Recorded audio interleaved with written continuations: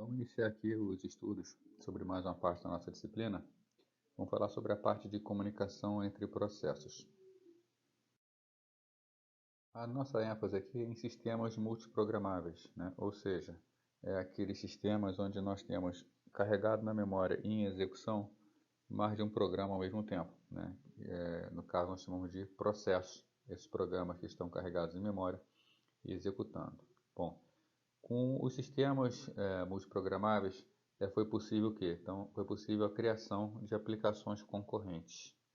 Aplicações que estão disputando a utilização do OCP, cada uma querendo utilizar um pouco do OCP, né? Sistemas de tempo compartilhado, conforme já estudamos.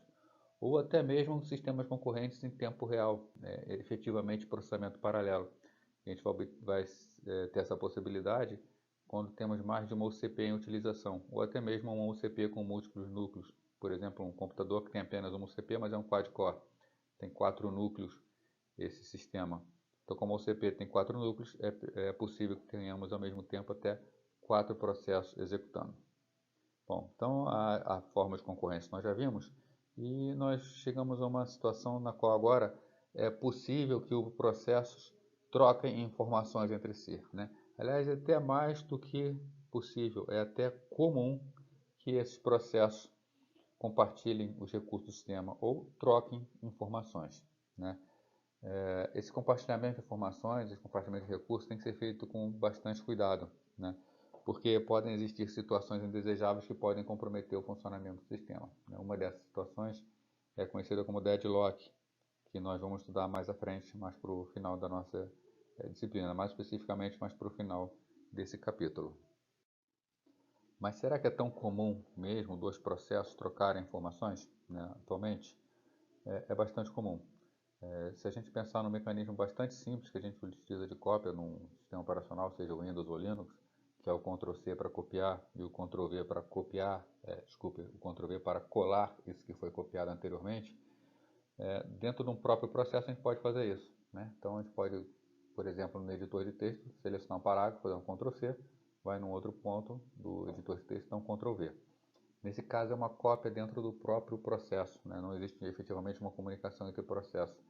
Mas a gente pode até mesmo entre processos diferentes, né? Uma planilha, a gente pode selecionar uma certa parte de uma planilha, dar um Ctrl+C e vai no editor de texto, dar um Ctrl+V, né?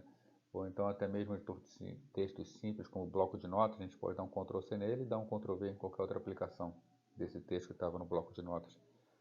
Esse simples fato da gente dar um Ctrl+C num processo e dar um Ctrl+V no outro é uma forma de comunicação entre processos. Nós estamos pegando informações de um processo e colocando essas informações em outro processo, né? Então, é sim bastante comum, né? E praticamente todo processo atualmente permite essa possibilidade de Ctrl+C, Ctrl+V. Isso a gente está falando de comunicações simples. É claro que existem comunicações mais complexas para sistemas onde existe uma necessidade muito grande de troca de informação e troca automática, sem interação entre usuários, né? Então é bastante necessário que se tenha cuidados nessa comunicação para evitar que uma informação trocada de maneira equivocada possa comprometer a execução de um determinado processo, né? Bom, e como esses processos concorrentes trocam informações, né? Normalmente eles trocam informações por intermédio de um buffer, né? Mas o que vem a ser um buffer? A gente vai chamar de buffer de uma área de memória onde podemos sempre colocar dados nela, né? Sempre não, né? Ela tem que ter condições de receber dados, mas uma área de memória onde dados podem ser colocados, né? Então a forma mais comum de processo trocar informações é por intermédio de um buffer. Um processo grava as informações no buffer, outro processo vai nesse buffer e obtém essas informações. Bom, mas é claro que existem algumas condições, mesmo que básicas, elas existem, né? A primeira condição: o processo só poderá gravar dados no buffer caso ele não esteja cheio, né? É claro que o buffer, por ser uma região de memória, só vai ser possível aceitar novos dados se tiver espaço para gravar os novos dados. Se não tiver espaço, não será permitida essa gravação, né? Da mesma forma, só podem ser lidos dados que existam, né? Então só é possível ler dados de um buffer caso o buffer não esteja vazio, né? Uma terceira condição é que os processos deverão aguardar até que o buffer esteja pronto para as operações de entrada e saída. Então, determinado processo pode estar manipulando o buffer e um segundo, um terceiro, um quarto processo queira acessar esse buffer. Ora, só vai poder fazer isso se o buffer estiver pronto. Então, se ele estiver trabalhando para um determinado processo e o acesso concorrente não for permitido, é necessário que exista alguma forma de controle para evitar que aconteçam acessos concorrentes indesejáveis. Para que essa comunicação, então, aconteça de uma forma correta e eficiente, né, é necessário responder algumas questões, né? Primeira questão: como um processo passa informações a outros, né? Então, como um processo passa informação a outro. Qual mecanismo vai ser utilizado para que seja possível que um processo envie a informação e essa informação chegue no seu destinatário, né? Outra questão: como certificar que dois processos não se interfiram? Eles vão trocar informações, essa troca de informações é necessária, mas não pode haver uma interferência entre um processo e outro, né? Um processo não pode influenciar na execução do outro, se o outro não desejar, né? Então é preciso ter mecanismos que garantam que um processo não vai atrapalhar o outro, né? E uma terceira questão: como realizar o sequenciamento quando um processo depende do outro? Ou seja, um processo para continuar ele precisa de informações de um outro processo qualquer, né? Como será esse sequenciamento? Como a gente faz para fazer com que um processo pare e só continue quando a informação esteja disponível, né? Então são questões que nós vamos responder no decorrer dessa parte da matéria. Então a primeira resposta, a nossa primeira questão de como o processo passa informações a outro, nós temos que é comum que aplicações concorrentes troquem informações, né? Essa troca, ou seja, essa comunicação, né, as formas mais comuns de comunicação são por intermédio de variáveis compartilhadas, ou seja, uma memória compartilhada, uma área de buffer, onde um processo grava uma informação numa memória e outro processo consegue ler essa informação da memória. Se é possível que dois processos, memória não, desculpe, da variável, né? Então, se é possível que dois processos diferentes acessem a mesma variável, fica bastante simplificado. Bastante que um processo escreva nessa variável, outro processo possa ler, né? É simplificado o processo de comunicação, mas é necessário fazer um mecanismo eficiente de sincronização para que um processo possa ter ciência de quando o outro acessou essa região de memória, né? Outra situação que é mais simples de lidar, inclusive, com a sincronização é por troca de mensagens, como se fosse num ambiente de rede. No ambiente de rede, uma aplicação pode enviar uma mensagem para outra, né? No caso dos sistemas operacionais, dois processos, vai ser bastante similar, só que essa mensagem não vai ser enviada necessariamente para uma máquina remota. Essa mensagem pode ser enviada para dentro, pode ser trocada por dois processos que estão dentro da mesma máquina, né? Mas também pode ser, né, vai ser bastante utilizado por sistemas distribuídos, onde um sistema distribuído, os vários sistemas operacionais concorrem para dar a ilusão de um sistema único. Essa comunicação de troca de mensagens entre processos é bastante eficiente, é fácil implementar isso por intermédio de uma rede, né? Então as nossas duas principais opções para permitir a comunicação dos processos são utilização de variáveis compartilhadas, buffer, ou envio de mensagem entre os processos, né? E também é necessário que os processos tenham condições de se manterem sincronizados, ou seja, um processo estar sabendo o que o outro está fazendo, né? Então é fundamental o mecanismo de sincronização de processos, até para evitar condições bastante críticas durante a execução do processo. Os mecanismos que vão garantir essa comunicação entre os processos concorrentes, né, e também o acesso a esses recursos compartilhados, eles são chamados de mecanismo de sincronização. E é bastante importante esse mecanismo de sincronização, porque ele é quem vai permitir toda uma comunicação eficiente entre processos e, ao mesmo tempo, impedir que um processo interfira de forma indesejada em outro, né? É importante destacar também o seguinte: embora nós estejamos falando entre comunicação entre processos, né, os mesmos mecanismos se aplicam a threads, tá? Os threads, em termos de execução, eles são bastante semelhantes a processos. E para a parte de comunicação, tanto faz se vai ser entre processos ou entre threads, né? A gente vai continuar falando aqui em comunicação entre processos. Eu vou estar citando o tempo inteiro para vocês exemplos com processo, mas vamos ter em mente que tudo que a gente falar aqui para processo também vai valer para os threads desses processos. Veremos aqui alguns mecanismos de sincronização de processos.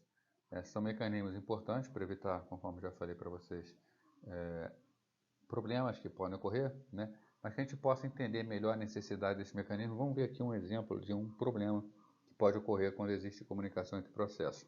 É um problema clássico de difícil, não de difícil solução, mas de difícil percepção às vezes, e a gente testa o sistema ao extremo e pode passar despercebido durante o teste, que é a condição de corrida, né? Então, condição de corrida é uma condição bastante crítica quando a gente tem comunicação entre processos.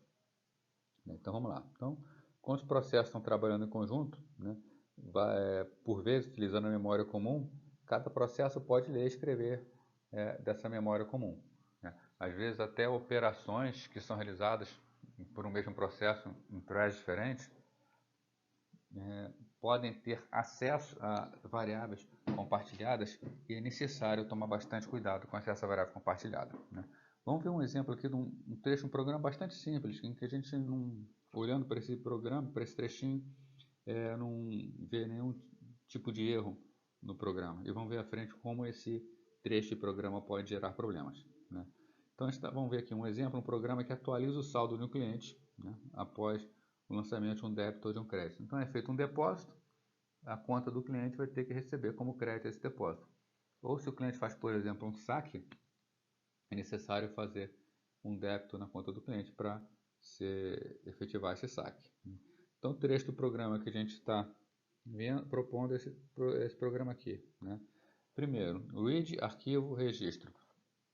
Então, vai em arquivo e desse arquivo lê um determinado registro. Então, esse registro vai ter, entre outras coisas, o saldo da conta do cliente, né? Bom, no passo seguinte a gente lê um valor a ser creditado ou debitado, né? Se for um valor a ser creditado, um valor positivo; se for um valor a ser debitado, será um valor negativo, tá? Então, lê-se o registro e lê-se o valor a ser somado ou subtraído da conta, né? Quanto será o saldo? Então, qual será o novo saldo? O novo saldo será o saldo anterior mais aquele valor de crédito, né? Lembrando, se for um débito, vai ser negativo, ele vai ser subtraído. E por fim, a gente faz o quê? A gente grava em arquivo o registro. Então, lê o registro do arquivo, atualiza o registro e grava esse registro no arquivo, né? O que pode haver de errado com essas operações, né? Com a operação em si não tem nada de errado, mas dependendo da forma como é executado, pode dar um erro se cuidados não forem tomados. E qual seria esse erro, né? Vamos supor que o processo esteja sendo executado de forma concorrente em duas caixas, ou no mesmo banco ou em agência diferente do banco. Mas o fato é que uma pessoa vai no caixa para fazer um saque, enquanto a outra pessoa vai no caixa para fazer um depósito. Tudo isso na mesma conta, né? A gente diz que existe a possibilidade de uma inconsistência ao final, né? Qual seria essa possibilidade de inconsistência? Vamos imaginar o seguinte: no primeiro banco, onde será feito o depósito, tá? O que vai acontecer? Vamos supor que a conta tenha um saldo de 500, né? Será feito um depósito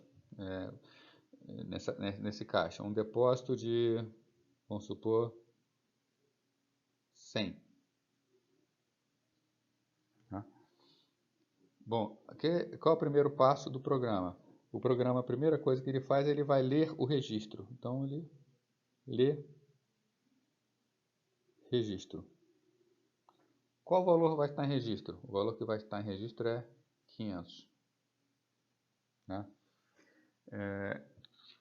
Vamos supor que nesse momento acontece uma preempção, né? Vamos lembrar o que é preempção. O sistema operacional ele pode parar o programa em execução para colocar outro programa no lugar dele, tá? Ou melhor, um processo, né? Então, o processo que está fazendo o depósito foi parado, né? Aí entra o processo que vai fazer o crédito. O depósito e crédito é a mesma coisa, né? O processo vai fazer o débito, vai fazer o saque. No caso, vai fazer um débito de 300, vai sacar 300, tá? O que esse processo faz o débito faz? ele vai ler o registro, né? Quando ele lê o registro, quanto vale esse registro? Esse vale 500, porque a operação de depósito ainda não foi concluída. Então esse registro tem valor 500, né? Ele vai atualizar o registro, vai ficar o quê? O saldo, né, do registro vai ser o quê? Vai ser o registro, que é 500, né, menos os 300 do débito. Então o registro vai passar a receber que valor? O registro passa a receber 200, né? Tinha 500, foi feito um débito de 300, passa a ser 500. Então o que ele faz agora? Ele salva o registro, né? Então tinha 500, debitou 300, ficou com 200. Quanto passa a ser o registro? Passa a ser 200. Bom, ao final da preempção, quando o processo anterior volta ao processo de depósito, quanto vale o registro para o depósito? O registro está em memória, é uma variável do processo que faz o depósito. Não é aquele registro que está lá no disco mais, já foi lido na época que tinha 500. Então, nesse novo, quando esse processo volta à execução, o que vai ser feito? Vai ser registro igual a registro, né, mais o depósito. Registro vale 500, mais o depósito que é 100. Quanto fica o registro no final? 600. No final ele vai salvar o registro. Então ele vai salvar os 600. Quanto fica no final? 600. Bom, nós tínhamos 500, era para sacar 300 e somar 100. 500 menos 300, 200, mais 100, 300. Era para ficar com 300 na conta. Mas quanto ficou na conta no final? 600. Né? Por quê? O que aconteceu? Durante a execução, o processo foi parado no momento indevido. Né? Essa condição é o que a gente chama de condição de corrida. Né? O que é a condição de corrida? É quando dois ou mais processos estão acessando dados compartilhados, o resultado final do processo depende de quem executa quando.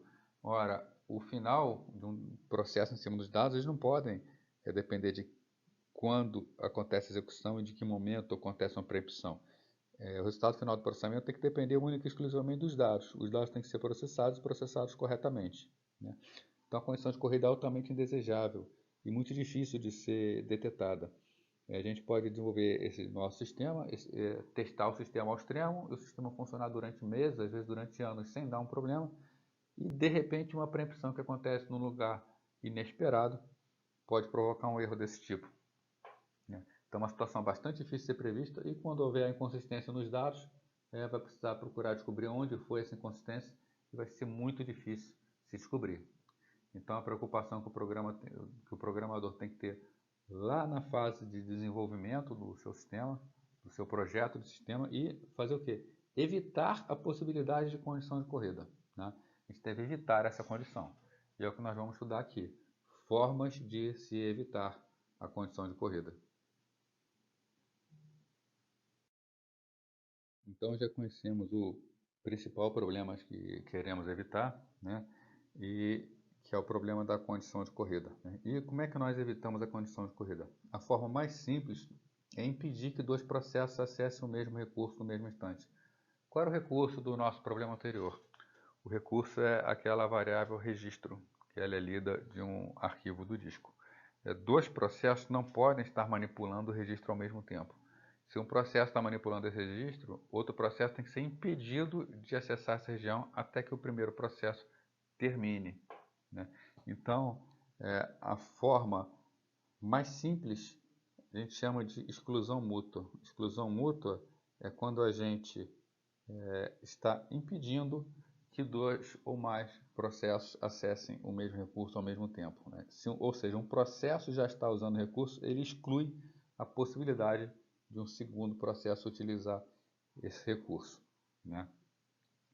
Então a gente vai definir partes do programa que são chamadas de seção crítica ou de região crítica, mais conhecida como região crítica. Né? Então a técnica de região crítica consiste em criar uma região do programa, conhecida como região crítica, onde se um processo entrar nessa região crítica, automaticamente outro processo será impedido de entrar nessa mesma região. Ou seja, né, quando um processo está entrando dentro dessa região crítica, nenhum outro processo pode entrar na região crítica. Bom, então, basicamente o processo está executando, a gente vai ter um momento que a gente entra na região crítica, né? E até o momento em que saia da região crítica, né? Está a região crítica no programa, até o momento que a gente sai da região crítica, ninguém mais pode entrar na sua região crítica, ninguém mais pode acessar esse recurso compartilhado, né? Então precisamos de mecanismos para poder tornar real essa situação, onde um processo evite a entrada de outro processo na região crítica.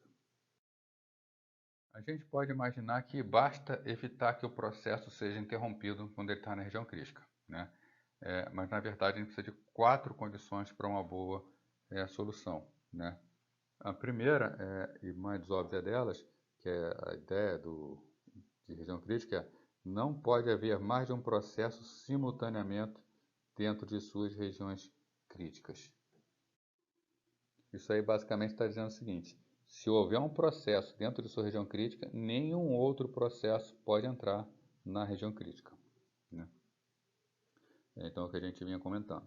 Uma segunda situação é: nenhuma suposição pode ser feita sobre a velocidade ou o número de UCPs. A gente não pode basear no sistema, o meu sistema tem apenas uma UCP, então se eu fizer determinada técnica com apenas uma UCP, isso vai dar certo. A gente não pode assumir isso, porque depois o sistema migra para um sistema que possui mais de uma UCP e tudo vai falhar, né? Então, nada sobre velocidade UCP ou sobre quantidade UCP pode ser posto como condição para a execução. A terceira condição é que processos não podem entrar ao mesmo tempo em suas regiões críticas, mas fora da região crítica um processo não pode de forma alguma interferir na execução de outro processo, né?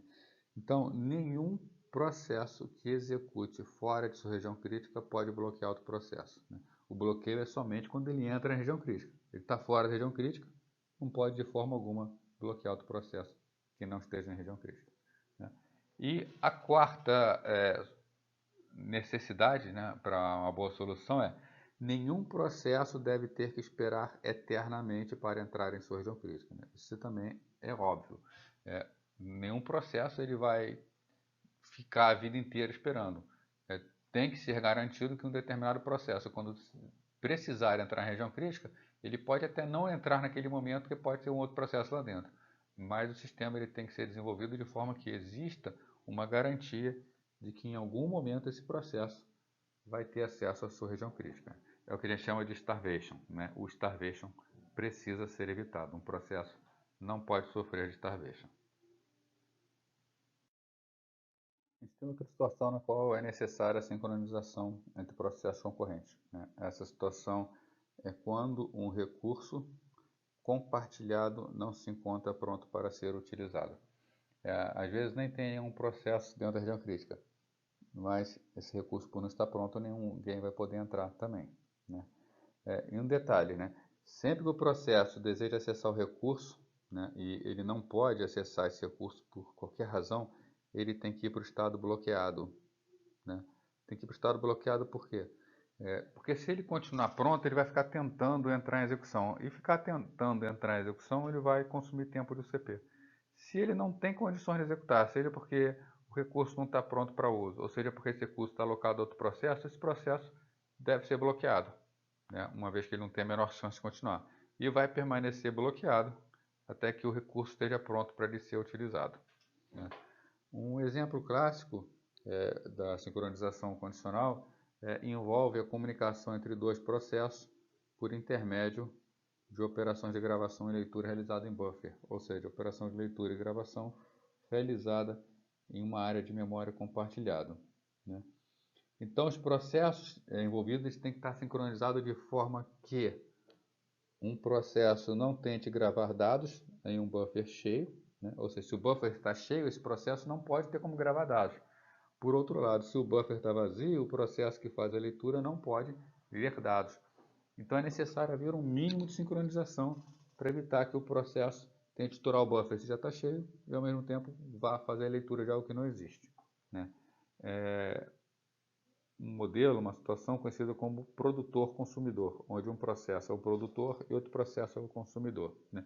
Um exemplo clássico do produtor-consumidor é computador e impressora.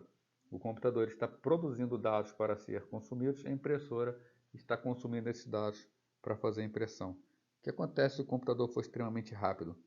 Ele, como no caso né, um computador ele é bem mais rápido que uma impressora. O computador ele vai estar escrevendo dados num buffer e ele pode estourar esse buffer se não houver nenhum controle, né? Então o computador ele precisa saber quando o buffer está cheio, porque se o buffer estiver cheio ele não pode mais escrever dados nesse buffer. Ele precisa esperar até que o buffer da impressora abra pelo menos um espaço para ele continuar escrevendo. Por outro lado, a impressora não vai imprimir nada, né? Não vai ficar imprimindo folhas em branco se não tiver nada para imprimir. Então a impressora ela só vai consumir dados se houverem dados para serem consumidos. Também é preciso um mecanismo, então, da mesma forma que um computador não possa gravar se é cheio, a impressora também não vai consumir se estiver vazio, né? E também a impressora precisa ser avisada quando houverem dados para serem impressos, né? Então, problema clássico aí de produtor-consumidor. Um processo produzindo informações e outro processo consumindo essas informações. Vamos utilizar aqui uma linguagem parecida com Pascal. Pascal é uma linguagem que é bastante fácil de ser entendida, né? A gente está definindo aqui nesse programinha uma constante. Essa constante chama-se TAMBUF, tamanho do buffer, que vai dar a quantidade de informações que podem ser armazenadas no buffer, né? Então, basicamente, isso vai servir para que o produtor possa saber quantas informações já existem no buffer, para evitar que ele estoure o espaço do buffer, né? Então, existe um tipo dado, que é o tipo de dado que vai ser armazenado no buffer, também não está definido, mas é o tipo do dado. E temos umas variáveis aqui, buffer, array 1 até TAMBUF of tipo dado. Então, nós temos um vetor de TAMBUF posições, né, tamanho do buffer posições, e o tipo desse vetor é tipo dado, né? Temos um dado, esse dado é a informação que será gravada ou lida do buffer, né? E temos que uma variável chamada contador, que vai contar a quantidade de informações que tem no buffer, né? Então ela vai de 0 até TAMBUF, né? Desde nada no buffer até o buffer cheio. E teremos dois processos, tanto que produz o dado quanto aquele que consome o dado, né? No caso aqui vamos representar por procedimentos. O primeiro procedimento é o procedimento produtor. O que o produtor faz? Ele produz um dado, vai colocar nessa variável dado, né? Enquanto contador igual a TAMBUF faz nada, né? Esse ponto e vírgula aqui, no final de um código em Pascal, está dizendo que termina a execução do while. Então, o que esse while faz? Ele fica preso fazendo um loop infinito enquanto o contador for do tamanho do buffer, né? Ou seja, enquanto o buffer estiver cheio, ele não faz nada, né? Esse while está aí para evitar de estourar o buffer, fazendo uma gravação no buffer quando não tem mais o que colocar lá dentro. Ou melhor, quando tem até o que colocar, mas quando não tem mais espaço no buffer, né? Então, isso aqui é uma prevenção para evitar que se tente gravar num buffer cheio. Quando a variável cont, que é uma variável compartilhada, não for do tamanho do buffer, o que o processo vai fazer? Ele vai, né, conseguir gravar o dado no buffer, tá? E quem vai alterar essa variável cont se o buffer já estiver cheio? Vai ser outro procedimento consumidor, né? Então a gente vê aqui o procedimento produtor, que ele gera um dado, fica fazendo testes no buffer até que tenha espaço no buffer e grava esse dado no buffer. O procedimento par dele é o procedimento consumidor, é o que vai consumir esse dado. Bom, ele só pode consumir o dado se houver aquilo para ser consumido, né? Então, enquanto o contador for igual a zero, ou seja, enquanto o buffer estiver vazio, não faz nada, né? Está aqui o ponto de vírgula no final para manter preso. Quando for produzido alguma coisa, o contador vai subir. Então, quando o produtor produzir algo, o contador será incrementado, e aí sim, o procedimento vai ler do buffer o dado, né, e vai consumir esse dado, né? Esses procedimentos ficam repetindo, repeat until, fica o resto da vida, passa a vida inteira executando esse loop, né? E aqui o procedimento principal, né, que são funções que não, comandos que não existem no Pascal, mas a gente está usando aqui para simular execução em paralelo. Então, o procedimento começa fazendo o contador igual a zero, ou seja, o buffer está vazio. Aí par begin, parente, significa coloca tanto o procedimento produtor quanto o procedimento consumidor executando concorrentemente, né? Os dois executando em paralelo. Tá? Então, o produtor fica produzindo o tempo inteiro e o consumidor fica consumindo o tempo inteiro, né? É um mecanismo de sincronização, é uma forma de sincronização, já que o produtor ele não consegue produzir se o buffer estiver cheio, então existe uma sincronização para evitar o estouro do buffer, e o consumidor também não consegue consumir se o buffer estiver vazio. Então tem implícito aí um sistema de sincronização entre produtor e consumidor. O problema dessa solução que nós vimos, apesar de funcionar, é que tem o problema da espera ativa. O que é o problema da espera ativa? Vamos lá, vamos supor que o consumidor não tenha o que consumir. Precisa que o produtor faça a produção para que ele vá consumir alguma coisa. Como o consumidor está testando o tempo inteiro para saber se o buffer está vazio, e está vazio, ele vai ficar consumindo o CP fazendo um teste desnecessário. E ele evita que o produtor possa produzir, porque ele está executando e consumindo o tempo do CP, fazendo um teste que nunca vai dar positivo enquanto, melhor dizendo, nunca vai dar negativo, né? Nunca sairá do loop enquanto o produtor não produzir algo. Então, o conveniente, o melhor é que o processo possa bloquear ao invés de ficar fazendo testes ativos para tentar ganhar a execução do sistema. Vamos ver aqui algumas soluções de exclusão mútua, né? Primeiro vamos ver a solução de exclusão mútua por hardware. Solução de exclusão mútua por hardware significa usar algum apoio do hardware, uma instrução especial do OCP, para permitir que a gente consiga obter a exclusão mútua, né? Ou seja, consiga obter que dois processos não possam estar na mesma região ao mesmo tempo, né? Bom, a gente sabe que as soluções por hardware elas não podem ser utilizadas por qualquer programa, né? Soluções por hardware requerem normalmente o uso de instruções privilegiadas, né? E instruções privilegiadas só podem ser executadas pelo sistema operacional ou por qualquer processo que esteja executando em modo núcleo, né? Então, se a máquina está executando em modo núcleo, beleza, ela consegue executar sua instrução privilegiada. Agora, um processo comum de usuário não tem condições de utilizar essa instrução privilegiada, né? Porém, elas podem criar mecanismos que podem ser utilizados para permitir a solução por software, ou seja, elas podem ser utilizadas pelo sistema operacional para criar outros mecanismos, e esses outros mecanismos sim poderão ser utilizados por processos de usuários.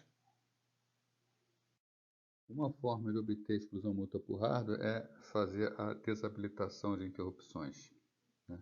A gente viu aqui que o mecanismo utilizado pelo sistema operacional para parar um processo de sua execução e colocar outro no lugar dele é por intermédio de interrupções.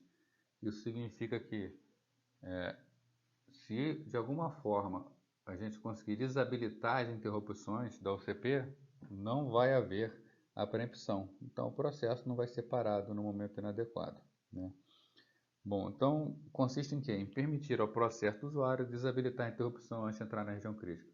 Então ele desabilita a interrupção antes de entrar na região crítica, ele entra na região crítica, faz tudo o que tem que fazer, e com isso ele garante que somente poderá ser interrompido depois que ele sai da região crítica, quando ele habilitar novamente as interrupções, né? Então ele evita do processo ser interrompido dentro da sua região crítica, né?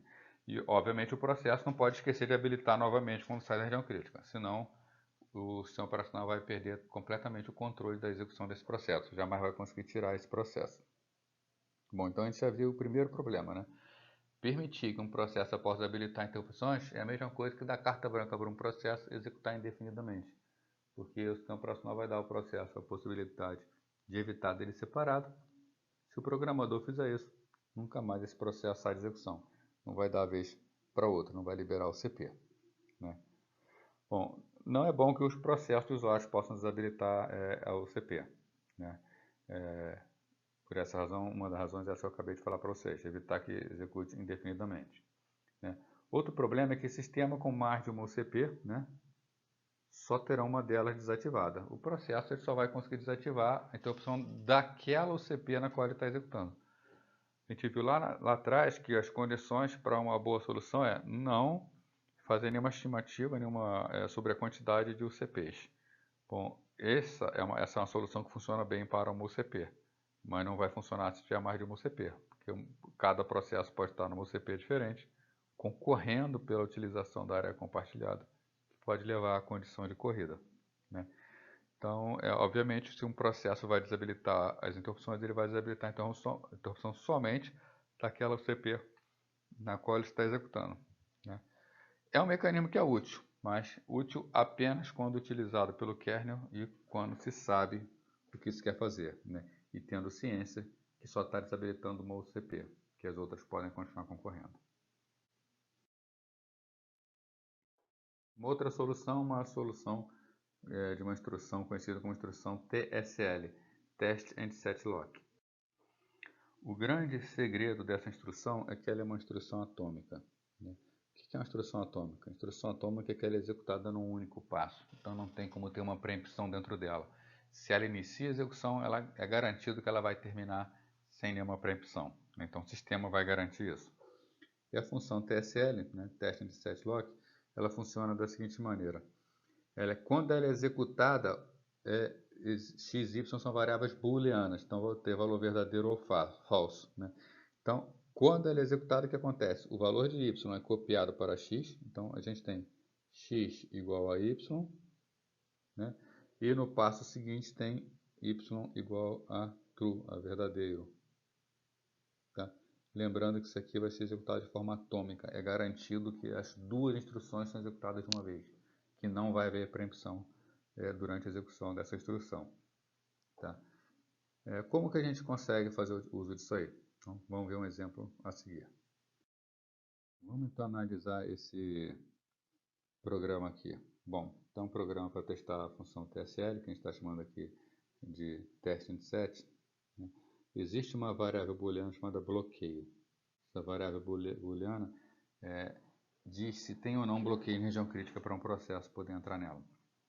Bom, a gente começa então, com a estrutura aqui do nosso programa. A gente tem um primeiro procedimento, que é o procedimento A, que vai representar o processo A. Tem um segundo procedimento, que é o B, que vai representar o processo B. E tem o corpo do programa principal, né?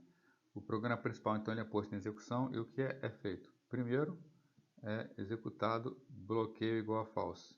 Nada está sendo bloqueado, então qualquer processo pode usar a região, né?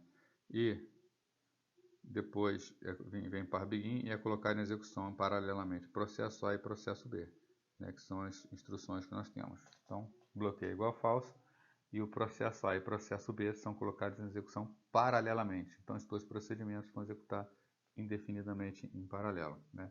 Vão executar indefinidamente porque vai ficar repeat until false, repita até que false, né?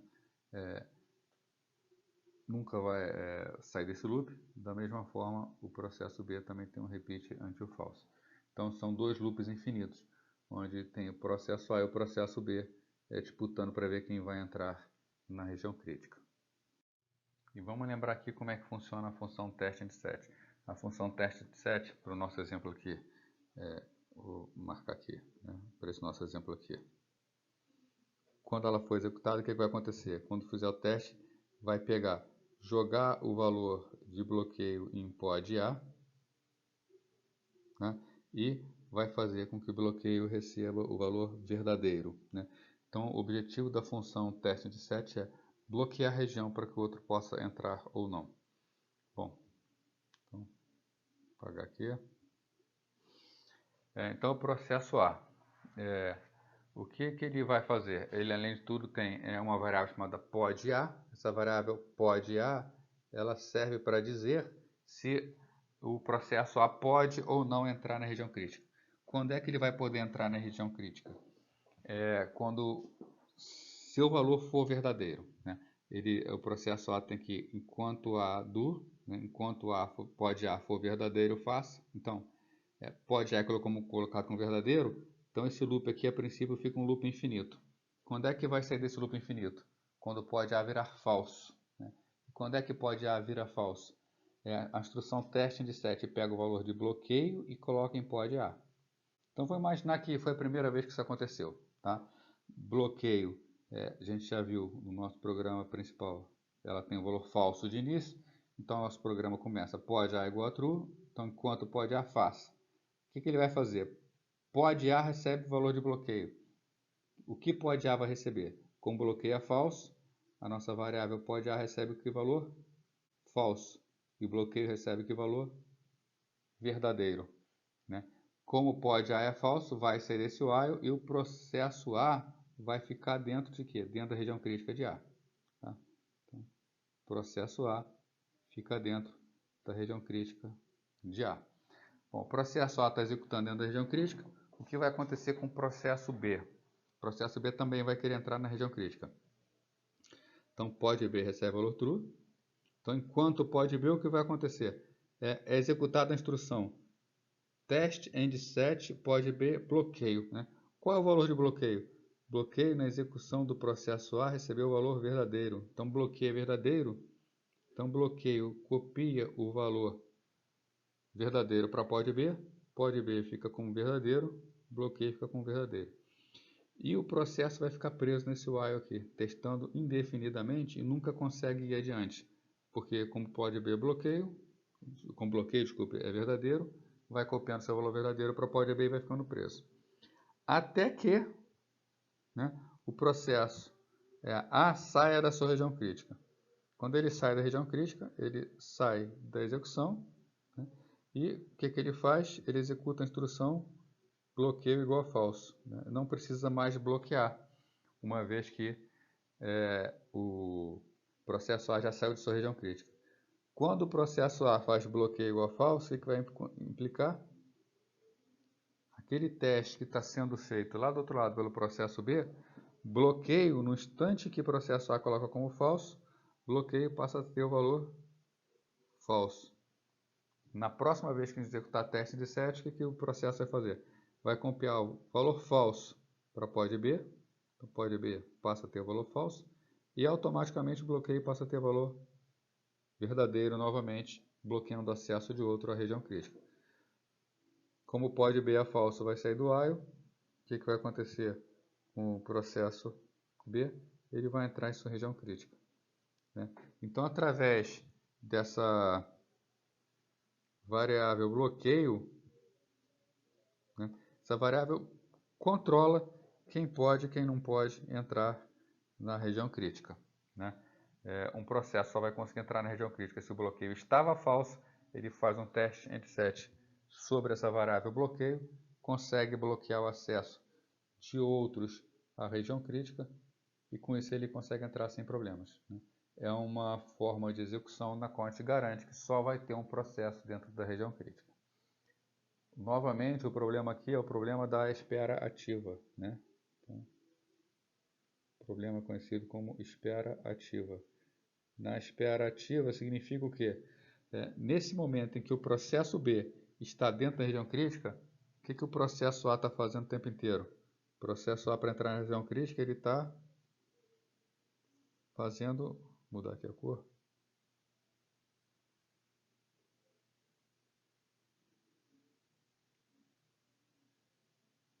Então, quando o processo B está dentro da região crítica, o processo A está o tempo inteiro o quê? Testando para ver se pode entrar.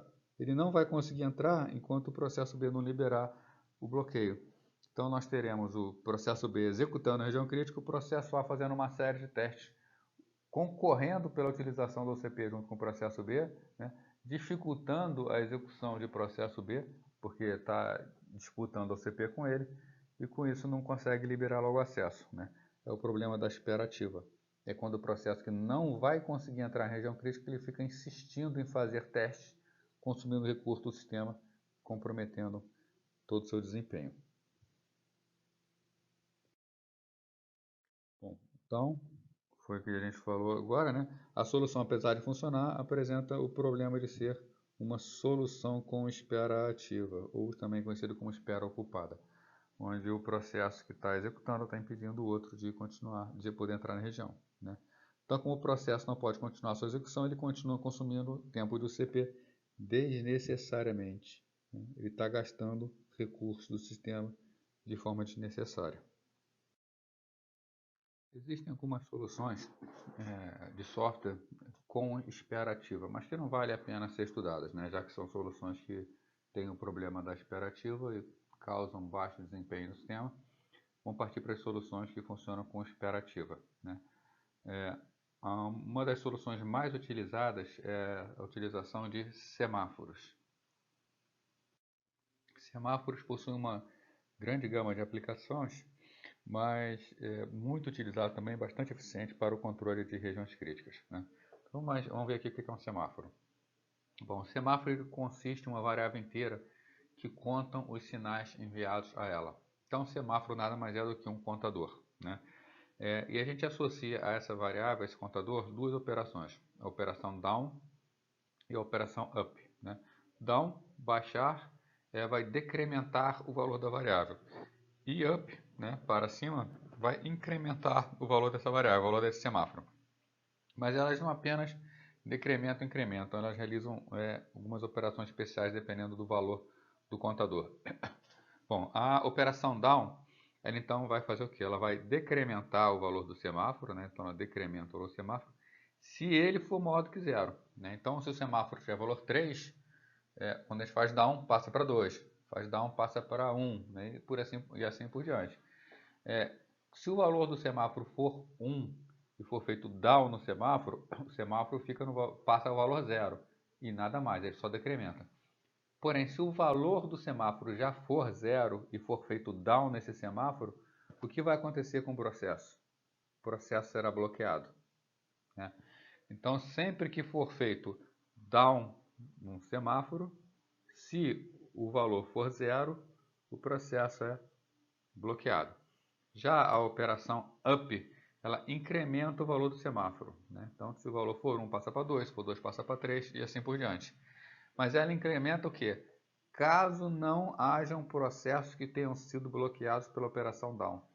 Então, aquele processo que foi bloqueado pela operação down, se a gente fizer o up no semáforo, no lugar do semáforo ser incrementado, o que acontece com o processo? O processo é desbloqueado, né? Então, no caso, a operação up, se não houver processo bloqueado, ela vai incrementar o valor do semáforo, né? Caso contrário, caso haja um processo bloqueado, esse processo será desbloqueado, tá? Então, lembrando, o down decrementa, se tiver 0 já bloqueia, e up vai desbloquear algum processo. Se não tiver nenhum processo para ser desbloqueado, vai haver um incremento no valor do semáforo, né? No caso específico da exclusão mútua, que é o nosso estudo aqui que mais nos interessa, as instruções down e up funcionam para que um processo possa entrar e sair da sua região crítica, né? Então, como é que vai funcionar isso? O semáforo é inicializado com o valor 1. Quando o primeiro processo quiser entrar na região crítica, ele faz o down no semáforo, o semáforo passa para 0.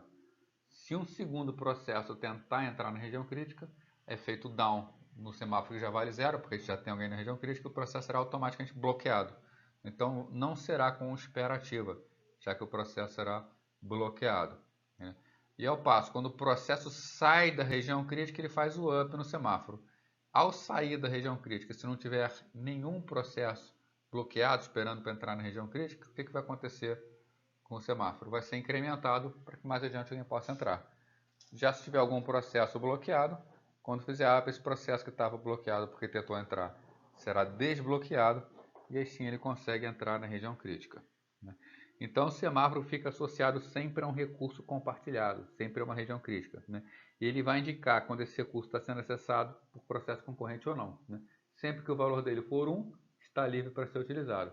Sempre que o valor for 0, o recurso está sendo utilizado e ninguém pode entrar. A tentativa de entrar vai provocar, como já vimos, o bloqueio do processo que tentou entrar. Então, nessa tela a gente vai ver aqui descrito o que a gente acabou de ver, que eu acabei de explicar, né? Sempre que desejar entrar na sua região crítica, o que o processo faz? O processo executa a instrução, vou botar aqui, executa uma instrução down. Sempre que entrar, obrigatoriamente tem que executar a instrução down, né? Se o semáforo é maior que 0, vai decrementado, né? Vai ser decrementado e o processo entra normalmente. Já se executado quando o valor 0, o processo de solicitação, a operação vai ficar o quê, né? Então, se o valor era 0, o processo que solicitou a operação fica no estado bloqueado, né? Uma fila associada ao semáforo. Então, um semáforo entrou e outro tentou entrar, ficou bloqueado na sua tentativa de entrar. Quando o processo está acessando o recurso e sai da região crítica, né? Então, quando o processo sai de sua região crítica, o que ele faz? Executa obrigatoriamente uma instrução API, né?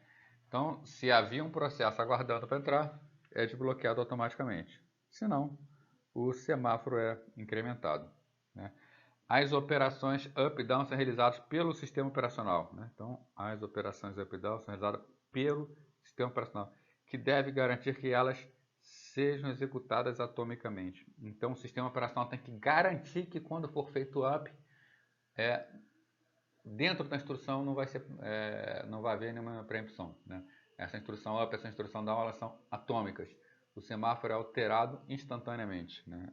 Ele não é parado no meio da alteração, nenhum processo é parado. Temos aqui então o exemplo do produtor consumidor, né? Um programa que a gente vai chamar de semáforo, uma variável então do tipo semáforo, a variável S. O semáforo é sempre inicializado com o valor 1, quando a gente está trabalhando com região crítica, já que só pode ter um processo lá dentro. E tanto o processo A quanto o processo B são executados em paralelo. O que é que o processo A faz? Fica infinitamente executando esse conjunto de instruções. Ele faz um down no S, entra na sua região crítica e faz o up em S. Então, faz down para garantir o acesso, executa na região crítica e ao final libera o acesso. Mesma coisa o B. Faz down no mesmo S, no mesmo semáforo, entra em região crítica e faz um up no semáforo. O que é que está acontecendo aqui? Vamos supor que o processo A conseguiu entrar na região crítica. Então, o semáforo vale 1. Se o semáforo vale 1, o processo A faz down no semáforo. Quando o processo A faz down no semáforo, o que acontece? O semáforo passa a valer 0. O processo A, então, executa dentro de sua região crítica, né? Então, o processo A está na região crítica. O que acontece com o processo B? Tenta fazer down no semáforo, né? Então, down S. Ao tentar fazer down, quanto vale o semáforo? O semáforo vale 0. Se o semáforo vale 0, o que acontece com o processo B? O processo B é bloqueado, né? Então ele bloqueia. Quando o processo A sai da região crítica, então o processo A terminou sua execução, ele vai e faz um up no S. Ao fazer up no S, o processo B fica livre para entrar, né? Ao fazer o up, melhor dizendo, o semáforo vai ser incrementado, só que antes de ser incrementado B, tem algum processo bloqueado? Sim, o processo B está bloqueado. Então o processo B, nesse caso, é desbloqueado, fica livre. O semáforo não é incrementado, porque é um processo foi desbloqueado. E agora o processo B. Subiu minhas anotações aqui. Então o valor do semáforo era 0. O processo já estava lá na instrução up. O processo B, então, ele vai executar dentro da região crítica de B. Como houve um up e um desbloqueio do processo, o valor do semáforo continua como 0. Mais adiante, quando o processo B sair da região crítica, ele vai executar a operação API. Ao executar a operação API, não tem nenhum processo aguardando para entrar. Se não tem nenhum processo, o que o API faz? Em vez de desbloquear um processo, ele vai e altera o valor do semáforo para 1, para que mais adiante outro processo possa entrar na região crítica. Então o valor do semáforo fica variando de 0 a 1. Sempre que tiver 0, nenhum processo pode entrar na região crítica. Na hora que fizer a API, se houver mais de um processo bloqueado para entrar na região crítica, um deles será selecionado. Temos aqui um outro exemplo de utilização de semáforos. Agora um processo mais complexo, né? Um sistema mais complexo, onde não é uma simples região crítica, mas a gente vai usar os semáforos também para contar a quantidade de espaços disponíveis que tem no buffer. Então é aquela situação onde a gente tem um produtor que pode produzir dados, que envia dados para um consumidor por intermédio de um buffer. E esse buffer tem uma determinada quantidade de espaço para ser utilizados. Bom, então a gente tem uma constante, que é TAMBuffer, que determina o tamanho do buffer, e tem um tipo de dado que a gente vai processar. Esse tipo de dado é o dado que vai ser armazenado no buffer. Bom, então nós temos alguns semáforos aqui. temos um semáforo chamado vazio. Esse semáforo vazio ele conta a quantidade de espaços vazios que tem no buffer. Então sempre que um processo quiser produzir alguma coisa, ele vai ocupar um espaço vazio, né? Temos também um semáforo chamado cheio. Cheio conta a quantidade, o cheio vai quantos itens tem no buffer, né? Então, se o buffer já tiver 3 itens lá dentro, o valor de cheio vai estar como 3, né? Ele vai servir para controlar se um semáforo já está, se o buffer já está cheio ou não. Temos um semáforo chamado mutex. Mutex é o nome clássico para semáforo que significa em inglês mutual exclusion, né? Exclusão mútua. É o tipo clássico de semáforo que é utilizado para controle de entrada na região crítica, para fazer exclusão mútua. E um buffer, que é um buffer compartilhado, onde os dados vão ser compartilhados entre os dois processos, tanto o produtor e o consumidor, né? E temos o dado 1 e dado 2, que vai ser utilizado, dado 1 pelo produtor e dado 2 pelo consumidor. Bom, então como o programinha funciona? Então o nosso semáforo vazio, ele indica a quantidade de espaços disponíveis no buffer. Então na inicialização do sistema, o vazio inicia com o valor TAM_buffer, né, o tamanho do buffer. A quantidade de espaços vazios é igual ao tamanho do buffer, que é 0. E a quantidade de espaços cheios, de espaços ocupados, vai valer 0, né, já que nada foi produzido ainda. Então, sempre que algo for produzido e armazenado no buffer, o que é que tem que acontecer? O vazio vai diminuir e o cheio vai aumentar, porque a gente está consumindo o espaço vazio e ocupando o espaço cheio, né? Do contrário, quando for consumido, o vazio aumenta, porque a gente vai ter mais espaço vazio, e o cheio diminui, porque a gente vai ter menos espaço ocupado, né? E o semáforo mutex, que é o semáforo da exclusão mútua, inicia com o valor 1. Inicia com o valor 1 porque só pode ter um processo dentro da área de memória compartilhada. Então, par begin parent vai botar em execução paralelamente, tanto o produtor quanto o consumidor. Então, os dois processos executam paralelamente. Vamos ver o que acontece com o consumidor. Vamos supor que o consumidor execute primeiro. O consumidor vai fazer um down em cheio, né? Por que ele vai fazer down em cheio? O consumidor ele quer utilizar algum recurso que está em uso. Bom, se ele quer utilizar esse recurso, ele precisa retirar do buffer. O recurso está em uso não, o recurso está no buffer. Então ele necessita retirar esse recurso do buffer. Para ele tirar o recurso do buffer, esse recurso tem que existir. Então ele faz o quê? Down em cheio. Só quanto vale cheio? Cheio inicia com valor 0. Então quando fizer down em cheio, o processo consumidor, ele vai bloquear nesse momento. Ele vai ficar bloqueado, né? Ele não pode continuar, já que não tem nada para ser consumido. Bom, vamos lá, então, já que ele bloqueia, vai executar então o processo produtor. O que o processo produtor vai fazer? Ele vai produzir um dado, então ele vai, quando produz o dado, ele tem que ver se tem espaço vazio no buffer para colocar esse dado, né? Então ele faz um down em vazio. Então beleza, vazio tem tamanho TAM buffer, então tem espaço vazio para ele consumir, ele pode ir adiante.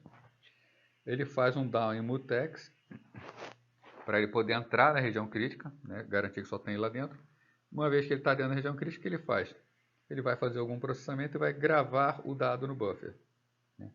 Depois que ele grava o dado no buffer, que é o espaço da região crítica, onde para modificar as variáveis do buffer, só um processo pode estar executando, o que ele faz? Ele faz um up no mutex. Fazendo o up no mutex, ele libera a região crítica para outro processo poder usar. E como ele ocupou um espaço do buffer, ele faz um up no cheio. Ele informa que uma posição ficou cheia. Ora, o que acontece? Qual é o funcionamento do semáforo? A gente tem um processo B que está bloqueado. Justamente que por ter feito down no semáforo cheio. Então, ao invés de aumentar esse contador, o que o semáforo faz? Ele desbloqueia o processo B. Ao desbloquear o processo B não estará mais bloqueado. O processo B agora vai passar para a instrução seguinte, vai fazer um down no mutex, vai conseguir entrar na região crítica, né, e vai ler esse dado, né? Ao ler o dado, ele libera a região crítica com up em mutex e dá um up em vazio, né? Uma nova posição vazia foi consumida, então foi liberada. e o processo consumidor vai consumir esse dado. Então os dois processos vão ficar no loop infinito, produtor e consumidor. Se o consumidor demora muito a consumir, o que vai acontecer? O produtor ele vai produzindo dados, ele vai dando down em vazio, até que fica completamente vazio, até que o buffer fica completamente cheio. Né? Quando o buffer ficar completamente cheio, o valor de vazio será zero, né? Não tem nenhum espaço vazio. Na próxima tentativa de colocar lá dentro, dessa vez, quando fizer o down em vazio, será quem? Será o processo produtor quem será bloqueado. E quando ele vai ser desbloqueado? Ele vai ser desbloqueado quando o consumidor consumir o dado e fizer um up em vazio. Né? Então nós temos 3 semáforos aqui para controles. O semáforo mutex controla quem vai entrar na região crítica. Ele possui valor 1, só vai deixar um entrar lá dentro. O semáforo vazio controla a quantidade de posições vazias que tem ali dentro. Então ele vai ser encarregado de bloquear o processo produtor se não tiver uma posição vazia para o produtor colocar o dado. E por fim temos o semáforo cheio, que diz a quantidade de posições cheias, né? Quando o semáforo não tiver nenhuma posição cheia, ele vai quando o buffer não tiver nenhuma posição cheia, ao fazer down em cheio, o processo consumidor será bloqueado, né? Então o cheio controla o consumidor para quando ele pode consumir, o vazio controla o produtor para quando ele pode produzir alguma coisa, ocupar um espaço vazio, e o mutex controla os dois para que tenha somente um dentro da região crítica. A gente tem que tomar bastante cuidado com o uso dos semáforos. Um uso indevido do semáforo pode levar a uma situação indesejável, né? Nesse exemplo nosso aí do produtor consumidor, o que acontece se o produtor fizer down no mutex antes de em vazio, né, e o buffer estiver cheio? Vamos lembrar, lá no produtor, o produtor faz down em vazio, depois para consumir um espaço vazio do buffer.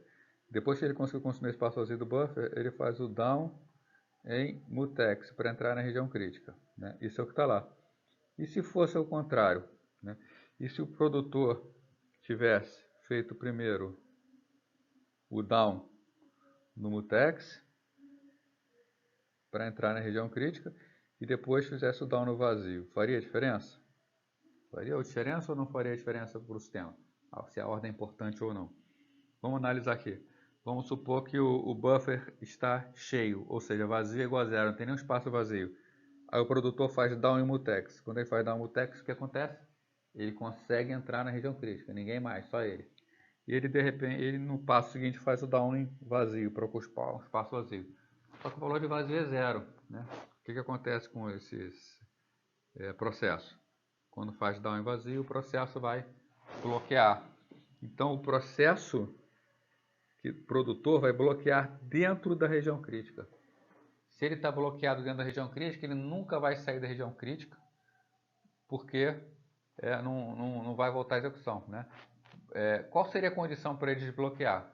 Seria o consumidor consumir um dado e liberar um espaço. Só que o consumidor nunca vai consumir o dado, porque o produtor não sai da região crítica.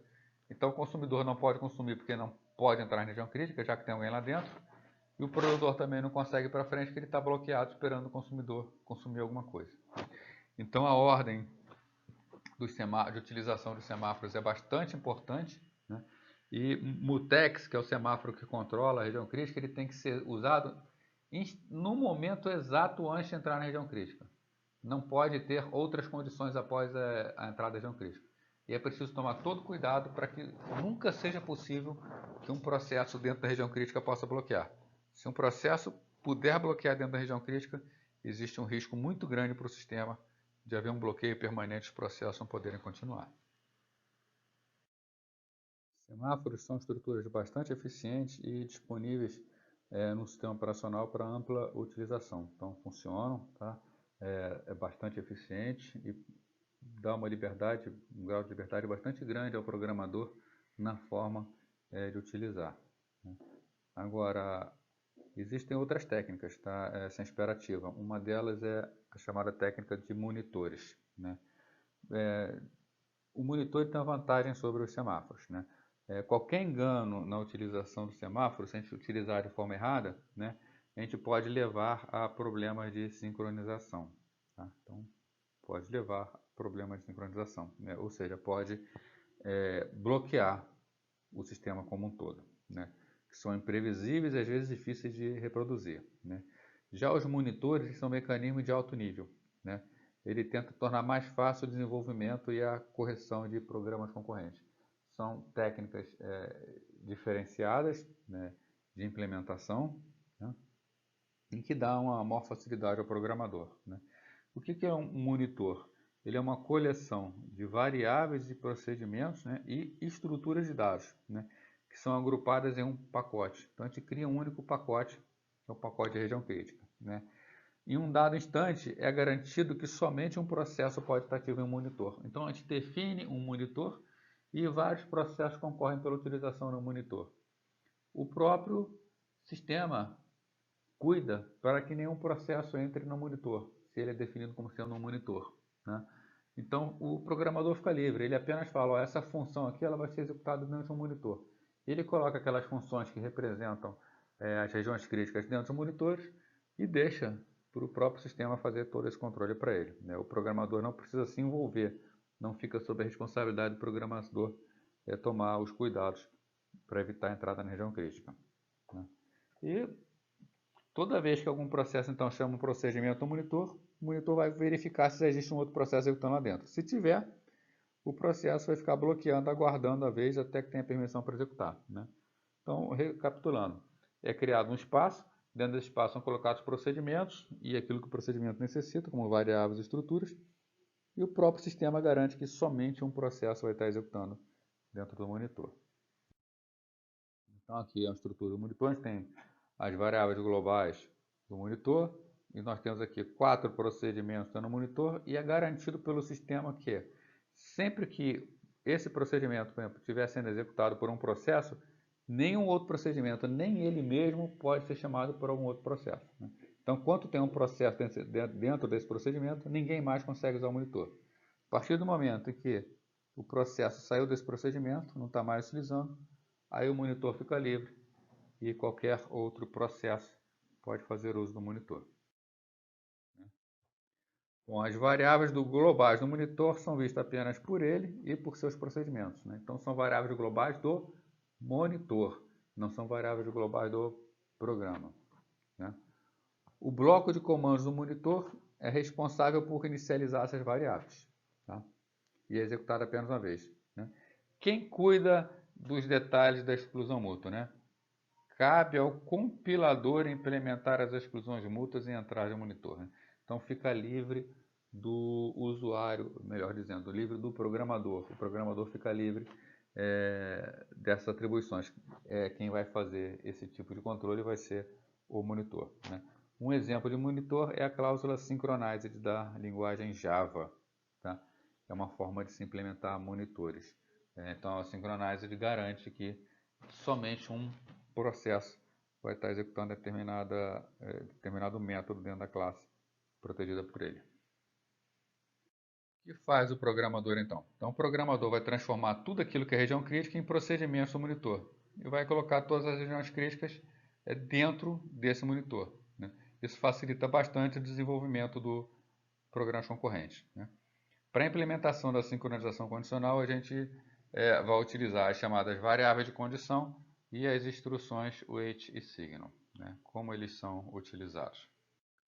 Então aqui nós temos um exemplo de utilização dos monitores e das instruções wait e signal. A instrução wait, né? Wait significa espere, ela vai funcionar bloqueando o processo que chama a função wait. Então, se por alguma razão o processo precisa bloquear, ele chama a função wait. E ele será acordado quando for executada uma instrução signal por algum outro processo, né? Dentro dos monitores, quando um processo bloqueia dentro de um monitor, ele permite que outro processo possa entrar na região crítica para que ele possa ser desbloqueado, né? Então, para ele permitir que outro processo entre, um processo chama voluntariamente a função wait, ele será bloqueado e outro processo poderá entrar na região crítica. Quando outro processo estiver saindo da região crítica, esse processo ele pode fazer chamar a função signal. A função signal vai sinalizar um processo que esteja bloqueado para acordar esse processo, né? Então, vendo aqui o nosso exemplo do produtor-consumidor, nós temos a mesma variável, melhor dizendo, a mesma constante chamada TAM_buffer, que tem o tamanho do buffer. Temos o tipo dado, que é o tipo de dado trocado pelo buffer. E temos um buffer, que é um array de 1 até o tamanho do buffer de tipo dado, né? Então, a estrutura que a gente já vem utilizando, né? Então, monitor, né? Aqui é um exemplo de uma definição de um monitor. Um monitor que tem o nome de condicional, né? E tem algumas variáveis dentro dele. Uma variável chamada vazio e outra chamada cheio, que são as variáveis de condição para o wait signal. E um contador para contar quantos dados estão produzidos dentro da região crítica, né? Então, quem produz? O procedimento produz, né? Ele vai produzir ele vai produzir o dado, que é do tipo dado. E qual o teste que ele faz? Ele testa se o contador é do tamanho do buffer. Se o contador for do tamanho do buffer, significa que o buffer está cheio. Ele não pode produzir dados nenhum. Então, o que ele faz? Ele faz um wait na variável cheio. Ele bloqueia porque o buffer está cheio, né? E quando é que ele vai poder seguir em frente? Quando ele receber um signal nessa variável. Quando alguém informar para ele que não está mais cheio, né? Então, já que está cheio, ele bloqueia. Se não estiver cheio, o que ele vai fazer? Ele vai gravar o dado no buffer, né? Já que ele já gravou um dado no buffer, ele vai incrementar o contador, já que tem mais um dado. E se o contador for 1 depois de incrementar, significa o quê? Significa que estava com 0 antes. Se ele estava com 0, o que ele faz? Dá um signal em vazio, né? Dá um signal em vazio porque se tiver alguém bloqueado, porque o processo não tinha nada no buffer, esse processo será desbloqueado, né? Por outro lado, como funciona o processo consumidor? É o inverso do produtor. Se o contador for 0, ele faz um wait no vazio, né? Faz um wait no vazio, ele vai fazer o quê? Vai ficar bloqueado até que algo seja produzido, né? É o que a gente viu aqui embaixo. Quando algo é produzido, tem um signal no vazio. Tendo um signal no vazio, o processo consumidor pode continuar, né? Ele vai ler o dado do buffer, vai diminuir o contador, já que algo foi consumido, e da mesma forma como o produtor, quando produz alguma coisa, é o primeiro item produzido, ele sinaliza que já tem um item produzido. O consumidor, quando ele consumiu um item e decrementou o contador e viu que o contador é o tamanho do buffer -1, significa o quê?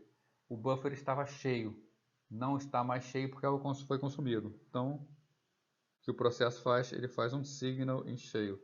Ao fazer em signal em cheio, ele vai liberar o produtor que estava possivelmente bloqueado, tá? E vamos ver uma sequência onde ocorre o bloqueio, para poder ficar mais claro as instruções wait e signal. Vamos apagar aqui tudo que está desenhado. Vamos lá. O buffer está vazio e o procedimento consumidor executou antes, né? Então, uma vez que o procedimento consumidor executou, o que ele faz? Se contador é igual a 0, contador é 0, porque é a primeira vez que está sendo executado, não tem nada no buffer. Então, o que ele faz? Ele faz um wait no vazio. Ao fazer o wait vazio, ele ficará bloqueado, né, por essa variável de condição chamada vazio. Então, está bloqueado, não pode fazer nada. O produtor, quando for produzir, ele vai fazer um teste se está vazio, ou melhor, se está cheio. Não está cheio, até porque está vazio, né? Ele grava o dado, aumenta o contador, e o que ele faz quando o contador é igual a 1? Ele faz um signal em vazio. Ao fazer um signal em vazio, ele vai sinalizar o outro processo de que agora tem algo para ser consumido. Então, o processo é desbloqueado e pode continuar a sua execução, né? Então, essas variáveis de condição, que são, no caso, vazio e cheio, controlam o processo que é bloqueado ou desbloqueado, né? Enquanto o próprio monitor tem a garantia de que se um determinado processo entrou no procedimento produz dado, ele garante que nenhum outro processo vai poder entrar no procedimento consome dado. Da mesma forma, se tiver alguém consome dado, ninguém pode entrar no produz dado, né? É uma outra característica que a instrução signal tem que ser a última instrução dentro de um procedimento de monitor, né? Tem que ser a última porque essa instrução ela pode liberar um processo para continuar a execução dentro da região crítica. Como só pode ter um processo na região crítica, quem chama signal tem que chamar ao final da sua execução, que ele coloca uma outra execução e ele sai imediatamente, né, dando a vez para que outro processo possa continuar. Uma vez definidos os procedimentos condicionais de produção e de consumo, né, vem o programa principal. No programa principal são executados em paralelo os procedimentos produtor e consumidor, né? Está aqui procedimento produtor, procedimento consumidor. Como fica a questão do programador? Ele simplesmente fica no loop infinito chamado produz dado, para a produção do dado, e quando precisar entrar na região crítica, ele chama condicional produz. O consumidor, ele chama o procedimento condicional consome dado e vai consumir o dado mais abaixo. Então, quem são as regiões críticas? As entradas na região crítica estão aqui. Produz dado, consome dado. Melhor dizendo, né? Chamei a função errada. Condicional consome. Então, nós temos a condicional produz e o condicional consome. Repare que o programador apenas chama os procedimentos dentro do bloco condicional, né? Ele, programador, não tem trabalho nenhum para indicar que isso é uma região crítica e que só pode ter um processo executando dentro da região crítica. Ele simplesmente, o programador colocou dentro de um monitor, de um módulo monitor, e chama as funções lá dentro, e o próprio compilador vai inserir no programa os códigos para garantir essa exclusão mútua, né? Então é bem mais fácil para o programador, né? Bom, no próximo vídeo a gente vai discutir um assunto importante, que é o assunto deadlock, né? Deadlock é quando o processo entra numa determinada condições que ele não tem como continuar a sua execução. Ele entrou em deadlock com outro processo. Então nós vamos estudar algumas técnicas para poder trabalhar o deadlock, que são técnicas um pouco mais complexas, tá? Mas a gente vai ver isso no próximo vídeo. Até lá!